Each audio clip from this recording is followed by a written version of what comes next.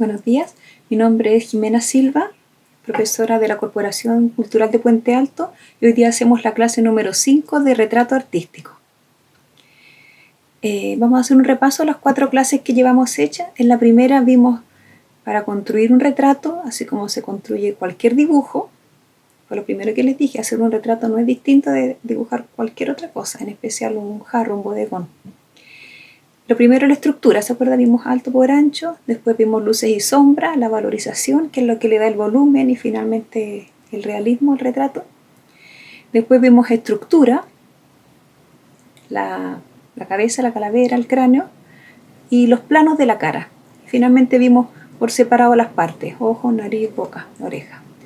Hoy día quería cambiar un poquitito, yo les había dicho que vamos a ver color, ¿cierto? Por eso es que yo recomendaba el uso de estos lápices que son más blandos, carboncillos. Incluso les hablé de los sepia y de los sanguina, que ya aportan color. No nos damos cuenta porque como es sepia, uno lo ve como blanco y negro, pero ya nos estamos introduciendo un poquito en el color. ¿Se fijan? Yo casi todos los dibujos que he hecho los hice con sepia. E incluso los dibujos que mostré, esos dibujos del Renacimiento, eran con sanguina, o sea, ya hay una introducción al color. Pero hoy día voy a partir al revés. Primero quiero que analicemos unas imágenes de pintura. Por ejemplo, la que tengo acá atrás es un cuadro de un niño, el niño del Fez, de Alfredo Valenzuela Puelma, un pintor chileno del siglo XIX, falleció en 1907 por ahí, perteneciente a la escuela de los 4 maestros. Ahí les voy a ir contando un poquitito qué tiene que ver esto con nuestra clase. Tiene mucho que ver porque el conocimiento, lo que yo le estoy tratando de entregar, es un conocimiento acumulado. Es decir, yo estudio en la Escuela de Bellas Artes, esa Escuela de Bellas Artes tiene 150, 170 años, desde que se creó, y hay una tradición. Y esa escuela a su vez se creó, formada siguiendo el modelo de la Academia Francesa, siguiendo además una tradición europea. Por eso nosotros tuvimos que partir desde Grecia. Después vimos artistas renacentistas, barrocos, manieristas, barroco hasta Watteau, que era rococó. Entonces hay una tradición que no se corta, y con esa es la que uno estudia, y esa es la que le da una lógica al aprendizaje. ¿Por qué estudiamos luces y sombras? ¿Por qué la cara decimos que está dividida en 3 partes? Porque hay una tradición, hay una acumulación de conocimiento, hasta una ciencia podría decir uno. Leonardo en su Tratado de la Pintura postula si la pintura es arte o ciencia, para que vean ustedes. ¿Por qué no? Si es acumulación de conocimiento. Entonces nosotros tenemos una historia, una tradición, y a mí me interesa que la conozcan, porque los artistas chilenos son grandes desconocidos, todos en general, pero yo diría que los pintores, los artistas plásticos especialmente, porque tenemos la gracia de tener 2 premios Nobel, aún así el arte sigue siendo absolutamente postergado entre las prioridades, entre los reconocimientos de la enseñanza. Entonces yo aprovecho este espacio. Vamos a partir entonces. La primera imagen que yo les traje, y lo otro que no les dije, el tema, como vamos a partir con color, me gustaría que también trabajáramos temático. El tema de hoy día va a ser niños, retrato de niños. Todo este asunto de los géneros del retrato, el retrato entero, de torso, de cara, de perfil, cómo está esto, incluso hay retratos de espalda que son muy bonitos. Todos se pueden ir subdividiendo en géneros, todo se estudia. Entonces un subgénero del retrato podríamos decir que es la pintura de niños.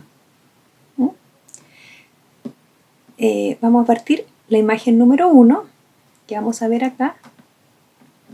Este cuadro se llama Retrato de Teresita. Es de Pedro Lira, uno de los 4 maestros de la pintura chilena. La pintura chilena tiene una corta duración, como yo les dije. Se considera su inicio en 1850, cuando se funda la Academia de Pintura, porque desde ahí empiezan a formarse artistas profesionales. Diríamos que antes no hubo pintura. Sí lo hubo, por supuesto que hubo pintura. Hubo pintura religiosa, pintura en cerámica, todo lo que sea pintura, hasta los textiles yo los considero pintura, porque son color. Pero así como la entendemos nosotros, pintura de caballete, y con estas características que nosotros llamamos la pintura al óleo, por ejemplo, podríamos considerar que partió en 1850, formándose la academia. es bastante arbitrario lo que les digo, pero es funcional. Antes hubieron artistas, te van a decir 1810, 20, 30, hubieron artistas, pero son extranjeros.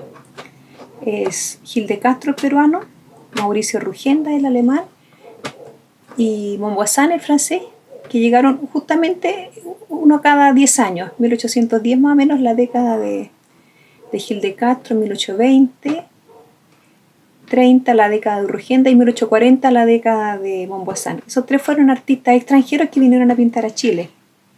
Y a veces los confundimos con pintura chilena. Lo que pasa es que son precursores, sentaron las bases. Pero eso nos da una noción de lo que ha sido el arte en nuestro país. Si nosotros fuimos colonizados, acuérdense, por España. Entonces en arte pasa más o menos lo mismo. Tenemos toda nuestra tradición, o sea, la gran base de nuestra tradición es europea. Vamos viendo entonces, pero de esto europeo, aquí viene lo interesante. Esta tradición europea de la cual no nos podemos zafar, aunque queramos. Recuerden que hasta el lenguaje que hablamos, el español, fue traído. Sobre esta base se sienta lo que es el arte chileno. Y eso es interesante, ahí hay que hilar un poquitito más fino. ¿Será igual un pintor chileno formado en una academia de enseñanza francesa igual a un pintor formado en Francia, nacido en Francia? La respuesta se las dejo a ustedes cuando vean la pintura. Hay que abusar un poquitito el ojo y hay que descubrir qué hay de nuestro, qué hay de identidad. Hay mucha gente que se revela a esto, dicen, no, si estos son formados en Francia. Más encima estos artistas tenían las características de la que tenían que hacer viajes a Europa periódicamente. Casi todos hicieron 3 viajes a Europa cada 10 años. Permanecían 1 o 2 años allá formándose. Entonces imagínense, la influencia europea es inmensa. Aún así yo distingo de lo que defiendo y lo que postulo es que ellos hicieron una pintura nacional. Juzguen ustedes, viendo las imágenes, hay de todo. Tenemos entonces aquí frente a nosotros este cuadro que se llama Teresita. Es la hija, no estoy claro si es la hija o la nieta de Pedro Lira, lo vamos a investigar. Aquí tenemos un retrato bien convencional, realista. Analicémoslo como forma primero. Un cuadro siempre se analiza como forma y como contenido. Como forma significa, ¿qué vemos? ¿Qué colores? Aquí tenemos 2 colores primarios, la cinta roja, el delantal azul, ultramar, y entre medio un paño blanco que le da el neutro, el descanso. El blanco, el negro son neutros. El negro se ocupa poco en la pintura. Ahí vamos a ver por qué. El blanco es neutro. Los colores tierra, como el pelo de ella y el fondo, también son neutros. Entonces, se fijan los colores primarios. Esto de la teoría del color, yo prefiero que la veamos al tiro aplicada. Esto de los colores primarios no es que hay que aprendérselos de memoria, son a la vista saltan, el rojo salta y el azul son primarios, son colores puros. Esa es la idea. Y yo les digo que el café, los colores tierra del pelo y del fondo se perciben menos porque son colores mezclados, quebrados, matizados. Ya, ¿qué vemos? Eso con respecto a forma. Y con respecto a forma, si la diapositiva alcanza a verse bien, vean, por favor, el trabajo del delantal de ella. Estas son las cosas que quiero que aquí empecemos a abusar el ojo. Cómo se pinta, cómo nos vamos a introducir de a poquito en el color, cómo se pintan. Pedro Lira, los 2 artistas que vamos a ver ahora, primero, son artistas chilenos, como yo les digo, que trabajaron en la década del 1900. No nos vamos a detallar en años, pero nacieron más o menos 1850 y llegaron a principios del 1900. Pero son artistas decimonónicos, se llaman. Trabajaron quedémonos como en el año 1900, está ocurriendo esta pintura.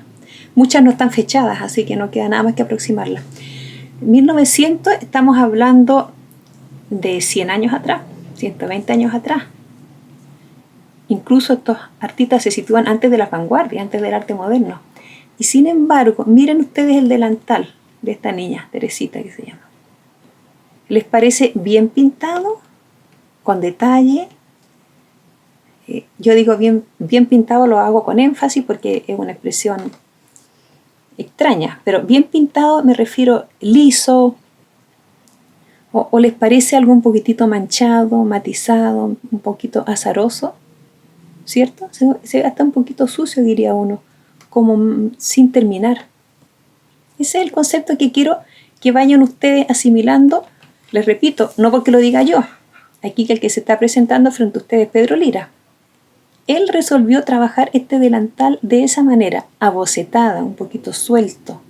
Es muy común en los retratos, vamos a analizar mucho los fondos y las partes de atrás, porque obviamente el retrato, él no puede hacer el quite, o sea, se puede abocetar un retrato, por supuesto, pero estos retratos que son antiguos y de encargo, tiene que quedar parecido, que es más o menos lo que ustedes persiguen. Pero sin embargo, en los lenguajes prácticos son más que eso. Ahora, ¿por qué aboceta el delantal? Sí, porque la pintura es cosa mental, como decía Leonardo. ¿Por qué aboceta el delantal? Porque si detalla demasiado el delantal y le coloca los botones y la borla, ¿qué va a pasar con nuestra vista? Se va a ir al delantal y no vamos a ver la cara. Sin embargo, la cinta roja que está arriba hace que nuestra vista se vaya hacia arriba. Levanta la vista, es poquitito. El rojo también, vamos a ver qué pasa con el rojo, como es el color, yo diría, más fuerte, el amarillo el color de la luz, pero el rojo es un color muy fuerte, visualmente ocupa mucho espacio. Los pintores lo ocupan con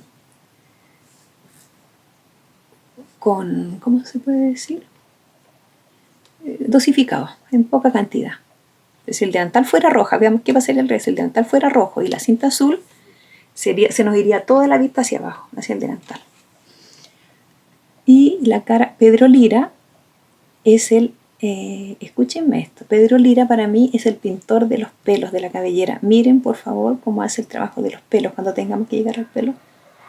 Es algo en verdad maravilloso. Miren los colores que ocupa. Eso es lo que quiero que vean. Yo creo que la diapo, así como va a aparecer en la exposición, yo creo que se va a ver claro. Estas imágenes las están en internet, así que las pueden buscar y las miran bien. Miren cómo hace los pelos y qué colores ocupan para el pelo. ¿Qué colores ocupa para el pelo? Yo veo, lo voy a abrir acá un poquitito más grande, porque me parece ver un poquito de, no quiero equivocarme, un poquito de azul, ¿cierto? En el pelo, en la parte de la luz, muy parecido al color del delantal. La paleta es la elección de colores que hay. Miren los colores que ocupa para matizar la cara, ¿cierto? Ahí veamos, vámonos al retrato mismo. ¿Qué pasa con la cara? Vamos. Ahí están los planos que hablábamos, ¿se acuerdan? Aquí está todo lo que he dicho, está aquí aplicado. ¿Dónde está el punto de luz más alto? En la frente. Y miren la frente, toda la cantidad de planos que presenta. ¿Cierto? Y los planos, por eso es que primero se parte con dibujo, porque además esto es plano más color. Entonces se complejiza más. El color es un elemento de las artes visuales y complejiza más las cosas porque estamos hablando de tono. Aquí en la mejilla vemos la sombra, ¿cierto? Perfectamente hecha con una veladura muy suave, muy tenue. Y aquí no tenemos la trama del lápiz, esto es veladura, esto es pincel. Vamos a ver en el segundo semestre cuando pintemos al óleo. Pero miren todos los planos que él reconoce en la cara, lo que veíamos de la nariz. Los niños, sus facciones son siempre más pequeñitas, la nariz más pequeña, la mejilla, no son tan angulosas. Entonces, el pelo destacable de aquí, la elección de la paleta restringida, la elección de los colores primarios, el neutro, toda la elección, uno cuando mira un cuadro, al principio, cuando no sabe, cree que era así, porque la niña estaba vestida así, y después uno se cuestiona, seguramente que el pintor eligió, a lo mejor ella llevaba otro pañuelo, pero él eligió eso, el blanco, para descansar la vista. Y este trabajo, para mí, encuentro maravilloso del delantal tan moderno. Pasemos a la segunda imagen. Teresita, todo esto es familiar de él. Entonces dijimos que vamos a analizar forma y contenido. Ya lo analizamos como forma y como contenido. Este es un retrato familiar, emotivo. Ella es pariente de él. Si no es la hija, creo que es la nieta. Me parece que es la nieta Teresita. Entonces imagínense además él la connotación que le coloca, porque está dibujando a su pariente, a su nieta. Ella mira los ojos del pintor, entonces se produce una comunicación, hay una ternura, si ustedes quieren. Pasemos a esta segunda imagen, también de Pedro Lira. Este cuadro está expuesto en Santa Rosa de las Condes, un museo al que espero que podamos ir cuando termine todo esto. Y se lo recomiendo mucho, está en Colón Compadre Hurtado, una colección de pintura chilena. Ahí está expuesto este cuadro para que lo vean. Esto también es increíble. Para la época en que fue pintado, los años 1900, tampoco está fechado, así que redondeemos 1900, antes de la vanguardia. Es un cuadro casi minimalista. Yo no sé si ustedes saben lo que es el minimalismo, una corriente del siglo XX, pero que es siempre cuando traten de deducir. Minimalista, o sea, tiene pocos elementos, es lo mínimo. Hay minimalismo en arquitectura también, me parece. pocos elementos. O sea, aquí llegó a una síntesis máxima. El fondo, eso no es la tela blanca, él lo pintó, se ve que está pintado. Miren, se fijan, yo no quiero ser categórica en esto, yo no puedo decir cómo se pinta, pero un maestro decimonónico, miren cómo resuelve el fondo. Matizado, manchado. No quiero equivocarme mucho en las palabras que ocupe, pero no es como uno cree normalmente. Uno cree que la pintura hay que pintar liso y vamos a ir viendo de que los pintores no pintan plano. ¿Por qué? Porque el matiz entrega más riqueza de color. Si esto es igual, es lo mismo que en la comida y es lo mismo que en la música. Son matices. ¿Qué pasaría si le hubiera pintado la chaqueta azul plana y el fondo blanco o celeste plano? Puede ser. Pero los maestros optan por esto. Veamos. Este cuadro, analizado como forma, sería muy parecido a la solución que ocupó con Teresita de dejar el traje, incluso este mucho menos terminado que el otro, mucho menos. Incluso abajo no está ni siquiera terminado, son aguadas. Se distingue un tono sepia, café, un tono siena, debajo del azul. ¿Ven cómo matiza el azul? Uno dice azul. ¿De qué color el chaleco del niño? Azul. Ya, después si me pongo a mirarlo, resulta que azul hay bien poco. Porque si sacara el tubo azul del óleo y lo pintara, sería rutilante, sería muy fuerte. Matiza. Ahora, este cuadro como contenido es impresionante. De hecho, lo tienen, cuando ustedes van a Santa Rosa, lo van a ver afuera colgado en el pendón y lo ocuparon como imagen de la colección, porque es un cuadro con mucho contenido. Este niño se llama el Pelusa. Esa expresión ya se ocupa poco. El Pelusa era el niño pobre, digámoslo como es nomás. Era el niño pobre. Se ocupa menos ya se dejó de ocupar un poco esa palabra. El Pelusa. Yo lo veo para mí, y miren la actitud, él ya no es como Teresita, que está mirando frente a su abuelo con toda dignidad, bien peinadita. Esta es otra cosa. Parece que Pedro Lira era gente de dinero. Lira Rencoret. Entonces este niño seguramente era el niño del fondo, el hijo de la sirvienta, no hay datos de eso, pero un niño de otra clase social. Y miren cómo él se enfrenta al pintor, al modelo, la actitud. Qué sumiso, qué tristeza, son cosas que uno, en la pintura es muda, son cosas que uno no puede conjeturar si Pedro Lira lo hizo intencional, si le dijo al niño ponte en esa actitud o es así, o fue así nomás. Pero nos da un testimonio de época sin proponérselo, porque Pedro Lira no era un pintor social. Les digo, un pintor acomodado, él era abogado, fue director del Museo de Bellas Artes, viajaban por Europa, otro nivel de vida, y pinta a este niño así, nos deja este testimonio. Para mí es como verlo, es como ver un niño del Sename, me produce lo mismo. Cuando mostraron esa imagen del Cizarro, ¿se acuerdan? Años atrás, de 10 años, cuando tenía 8 o 10 años. Esa es así me llega a mí. Los cuadros nos llegan a todos de distinta manera. Vamos a pasar entonces a otra imagen. Terminamos con Pedro Lira, ahora pasamos a otro de los 4 maestros. Vamos a ver 2 maestros nomás acá, que se llama Alfredo Valenzuela Puelma, que es el cuadro que tengo yo. Primero vamos a ver este, se llama Mi hijo Rafael. Valenzuela Puelma tuvo 3 hijos, 2 niñas y un niño. Este es Rafael, mi hijo Rafael. Yo siempre pensé que era una niñita. Es una niñita, ¿cierto? Entonces se llama Mi hijo Rafael, o sea, en el pelito largo. Está fechado. Este sí, lo que pasa, Valenzuela Puelma tenía ahí arriba se ven la firma y la fecha, tenía la costumbre de poner una firma grande y fecha. Si no es por eso no tendríamos idea tampoco, porque no hay estudios de la pintura chilena, no está estudiada, desgraciadamente, somos tan ingratos. 1899. ¿Se fijan que les dije? Todo esto está transcurriendo en 1900, aproximémonos a eso. Ya. Color de fondo, el tierra de siena tostada, que es un color que nos va a aparecer cuando estemos en óleo. Aquí me estoy adelantando un poquitito al segundo semestre cuando veamos en óleo, porque en pastel, que es la técnica que vamos a ocupar ahora, también existe ese color. pero se dan otros matices. Aquí tenemos el neutro, que sería el negro. En el pañuelo de Teresita era el blanco, que es el negro. Y el rojo, como les dije, que es un color primario y fuerte, también en pequeña cantidad. Basta eso. Este cuadro está hecho, diríamos que con dos colores, rojo y negro, porque el siena tostado de atrás es un rojo bajado, es un rojo ensuciado. Avancemos un poquitito. Mi hijo Rafael. El que tengo yo atrás, el niño del Fez. Fez es el gorrito que tiene, o el turquito.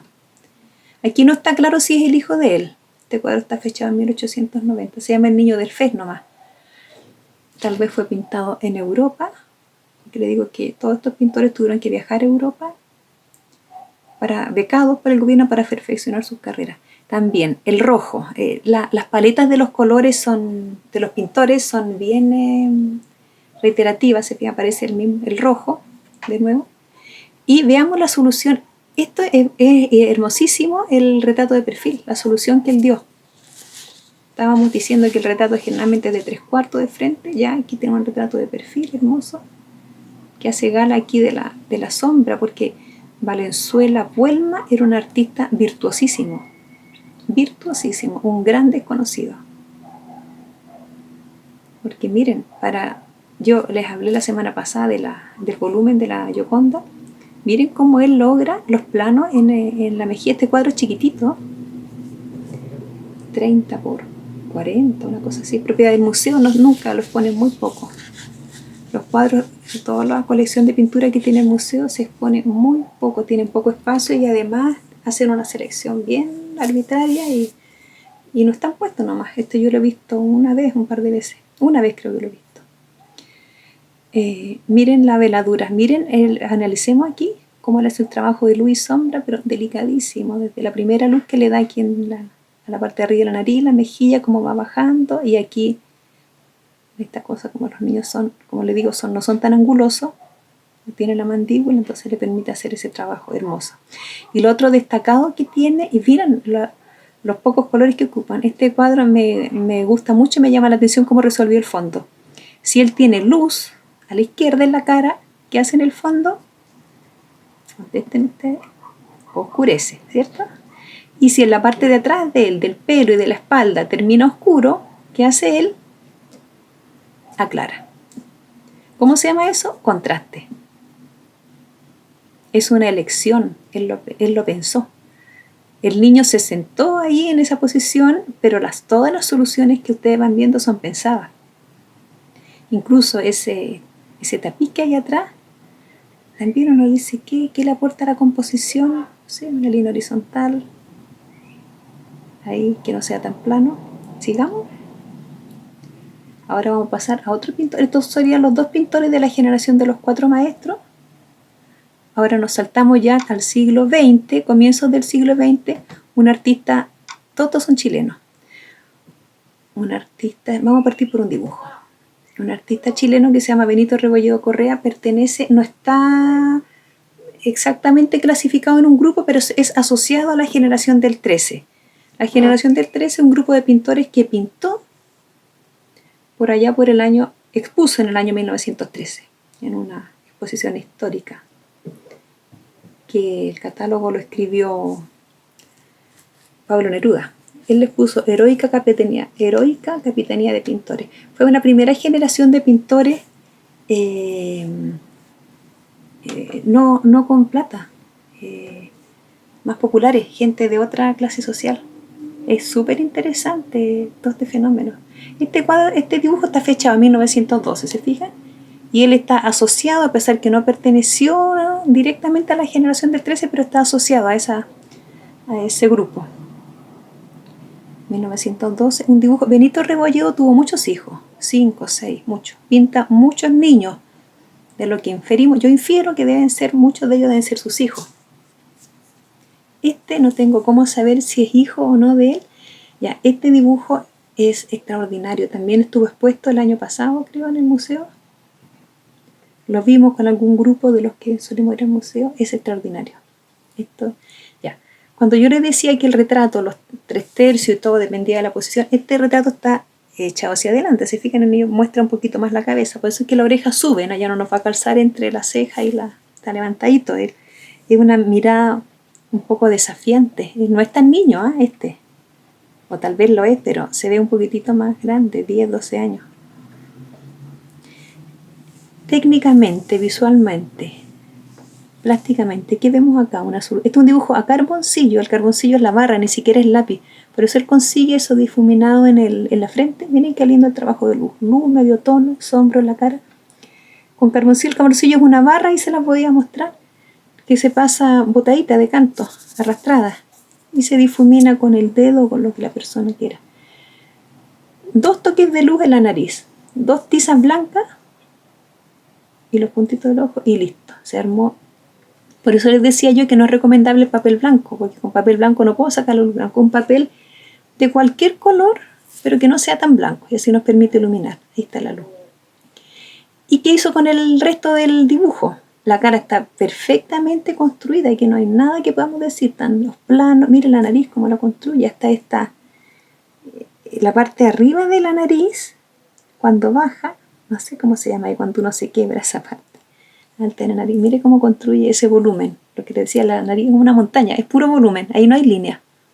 Esa nariz es complicada. La boca podría encontrar línea, en el ojo podría encontrar línea, pero en la nariz es muy difícil encontrar línea más que abajo. Entonces él tiene que construir esta cosa, esta forma. Son formas. Y como tiene esos 2 puntos de luz, significa que aquí está un poquito más levantado, que hay 2 volúmenes. Si se forman 2 puntos de luz, quiere decir, si no sería recto, sería una línea recta. Si son 2 puntos, nos está diciendo que se levanta un poquitito aquí en la parte alta de la nariz y se vuelve a levantar en la punta de la nariz. Ya, ¿y qué hizo con el resto, con el fondo? Esto es lo lindo. 1912. ¿Ustedes creen que la pintura de raya, la pintura moderna, se inventó en el siglo XX? Las soluciones. Miren cómo él termina el pelo, así que esto yo lo encuentro increíble. ¿Cómo termina el pelo? Se volvió loco, ¿cierto? Hizo pura raya. ¿Parece pelo? Sí, parece pelo porque tiene luz arriba, más sombra. ¿Se fijan? Este cuadro es interesantísimo. Esto es el uso de los lenguajes. ¿Ya? Porque nosotros entendemos mucho la pintura como mímesis, como realismo. Y es lo que él hace en la cara, y lo hace de manera impresionante, el nivel de realismo que consigue. Sin embargo, en el resto, y es curioso que todos los artistas vemos que toman estas soluciones. Él no hace el pelo finalmente, no sé por qué. Yo no podría responderle por qué no lo hace, lo deja bocetado. Ni siquiera las orejas están muy terminadas.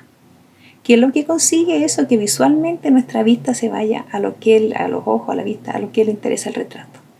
O tal vez es una manera de dejar los elementos a la vista.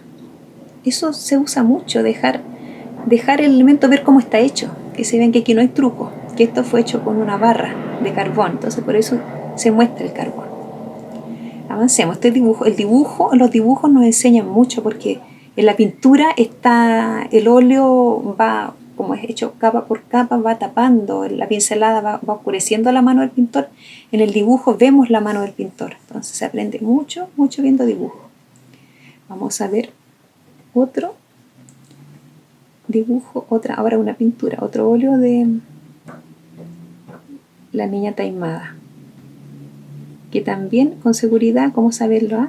Pero con seguridad puede haber sido su hija.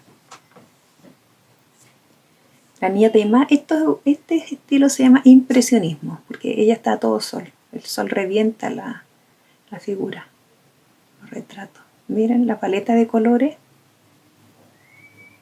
un azul ultramar, mucha luz, mucho blanco, y como la iridiscencia en el pelo está saturada de luz, color.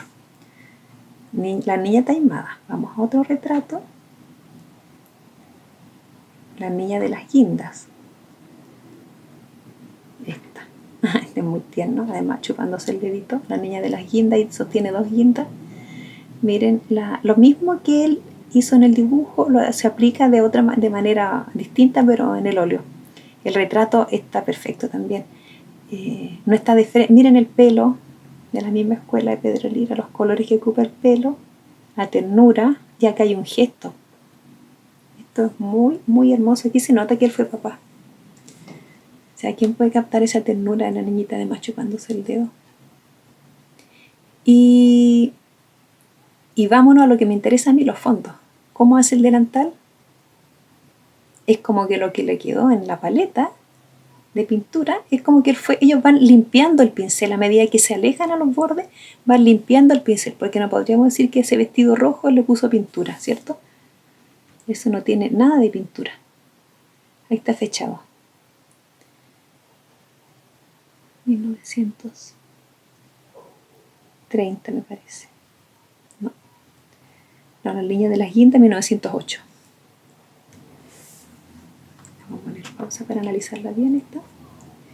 Entonces tenemos pincelada suelta, el fondo igual. En el fondo suele ocuparse ese color azul ultramar, ese azul con blanco que aparece, se fijan, aparece en el fondo, aparece en el delantal. Como que en el fondo, en los fondos, como que tú ocuparas todos los colores que ocupaste en tu cuadro, que no son muchos, un siena tostada, un azul, un rojo, y terminaras de limpiar atrás. ¿No les parece? Ir como que limpió la paleta, no pintó. Estamos aprendiendo mirando. El tercero, la cabeza de niña, dice 1930. Este nos sirve como el retrato infantil. Claro, la característica del retrato de niña son las mejillas, los cachetitos abultados. También el blanco neutro, muy pocos colores. Todos los cuadros que hemos visto son de muy pocos colores. Es tal vez una característica, puede ser de la pintura chilena, la paleta restringida, que es el poco uso de colores, siena tostada, blanco, negro y el azul, porque con el azul hacemos el negro que se da un poquitito en el babero. También vean cómo hace el pelo, pincelada para acá. La luz del pelo, se fijan que es un poquitito azulado, a todos les da ese color, un gris azulado. Un poquito pincelada para acá, para allá, las luces y el gesto. Esa parte es la que no se puede enseñar, eso ya es su genialidad, y la relación que él tenga con el modelo no es fácil. Fíjense que en esta época no había muy poca fotografía. Lo más probable es que los niños tuvieron que posar. Entonces, imagínense el grado de confianza del modelo con el artista. Eso es lo que uno percibe en la pintura de Benito Rebolledo. Él tiene mucha pintura de niños, pero como les digo, como él tuvo varios hijos, es posible que haya tenido una complicidad con ellos, entonces que el niño haya dejado retratarse. Y finalmente, lo último, volver unas citas de género que a mí me gustan. Vamos a terminar con un dibujo de nuevo que encontré. Aquí esto ya no es chileno. Este es el retrato de su hijo, mire, Frances Monfils, mi hijo de 7 años. Suzanne Valadon es una artista francesa del mismo periodo, del 1900, de los impresionistas, pero ella es modelo. Es una modelo que logró hacerse un espacio como artista, pero no tiene formación, es mujer, pues ella empezó a trabajar como modelo. Y este es su hijo, miren qué hermoso también, un retrato de perfil. Esto sí es con lápiz, miren qué cosa más linda.